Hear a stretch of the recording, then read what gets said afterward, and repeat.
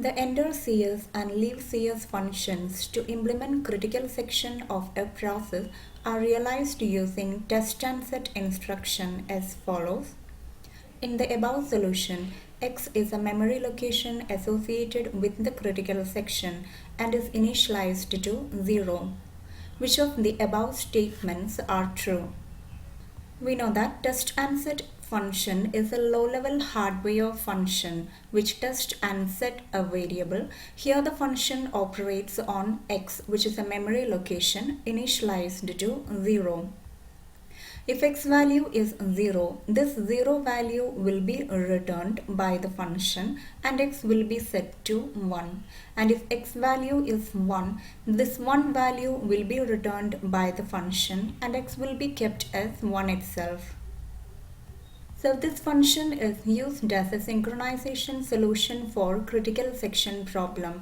One process before entering the critical section in its entry section code execute this function in while loop.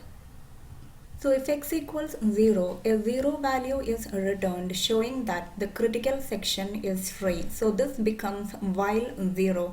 The process breaks the while loop and will enter the critical section by setting X equals 1. And if X equals 1, this 1 value is returned showing that the critical section is occupied. So it becomes while 1. The process will keep on waiting in the while loop without entering the critical section. Thus X acts as a lock for the critical section. Now let's see which of these statements are true. Suppose X is initialized to 0. One process P0 needs to enter the critical section. It will execute while test and set X.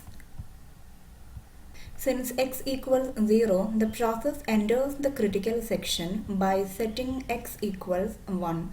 And while that process is inside the critical section, X value will be 1.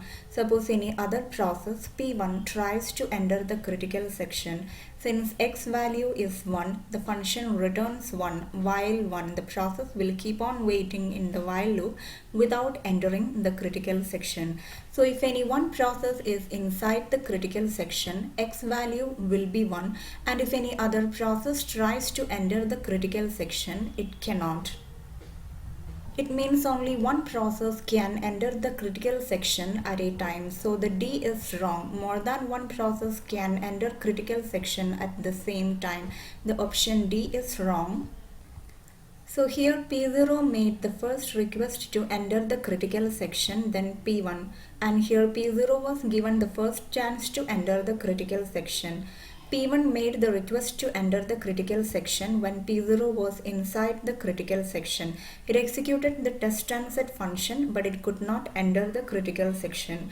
Suppose now P1 lost its processor and P0 got the processor again. By this time, like P0 completed its critical section, exited the critical section by resetting X to 0.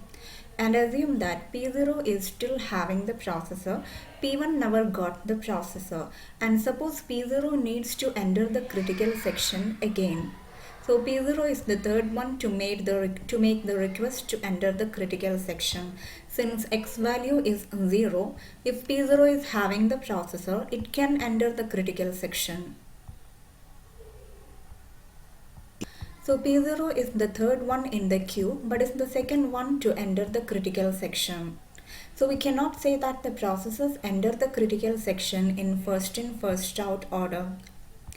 Also, if P0 is given a priority over P1, P0 is having the processor and it needs to enter the critical section and again, it can happen any number of times while P1 process will starve. So here there is chance for starvation too.